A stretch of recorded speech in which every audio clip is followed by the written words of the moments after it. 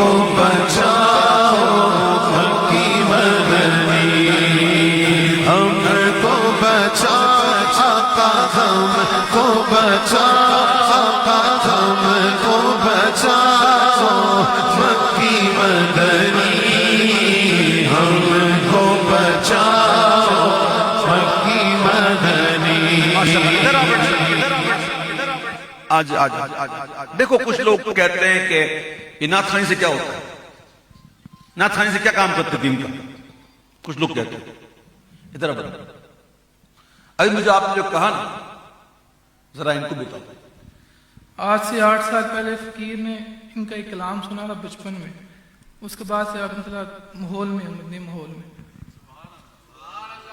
ٹھیک ہے، میں گانے گاتا تھا پہلے، اس کے بعد سے پھر میں خود ناخواں بن گیا۔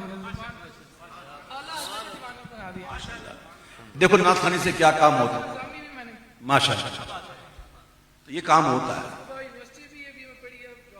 ماشاءاللہ اللہ آپ کو نوازے۔ اور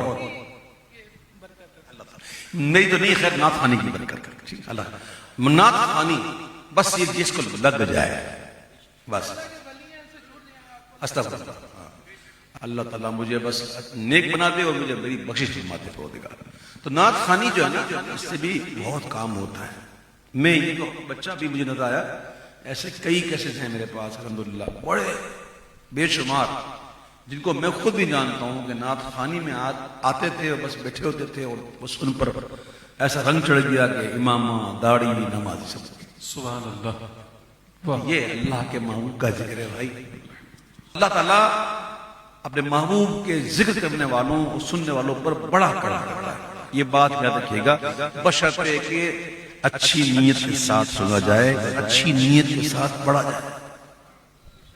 اور جب بھی نعت پڑھی جائے، میں نعت خواں سے کہوں گا جب بھی نعت پڑھو اللہ کے لیے پڑھو، اس لیے پڑھو، ہاں اس کے علاوہ اور کوئی نیت نہیں ہونی چاہیے۔ پیسے ملیں گے، پیسے کماؤں گا، دنیا ملے گی، مشہور ہو جاؤں گا، اس نیت سے نہیں پڑھنا۔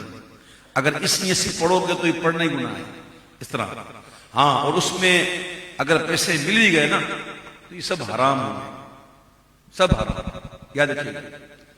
اب اس کا مطلب یہ نہیں ہے کہ کوئی نعت کا پڑھ رہا ہو اور اس کو پیسے مل رہے ہوں تو ہم بدگمانی شروع کرتے ہیں کہ یہ پیسے کے لیے پڑھ رہا ہے، نہ، ہمیں اس کا حکم نہیں، ہمیں یہ حکم نہیں کسی کے بارے میں بدگمانی کرنے کا، بلکہ یہ حکم ہے کہ لوگوں کے بارے میں خوش گمانی کرو، اچھا ظن رکھو۔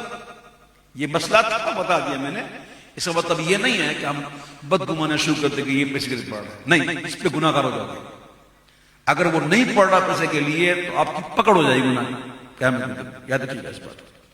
ہاں کوئی نعت خواں پڑھ رہا ہو، پڑھ اللہ کے لیے رہا ہو، پڑھ اللہ کے لیے رہا ہو اور لوگ خوشی سے اسے کچھ پیش کر دیں تو وہ اس کے لیے حلال ہے،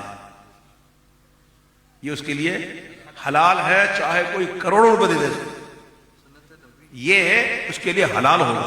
کب؟ جب پڑھے گا اللہ کے لیے۔ تو نیتیں اچھی ہونی چاہیے، نیت اچھی ہوتی ہے پڑھتے وقت یا سنتے وقت تو پھر کرم ہو ہی جاتا ہے۔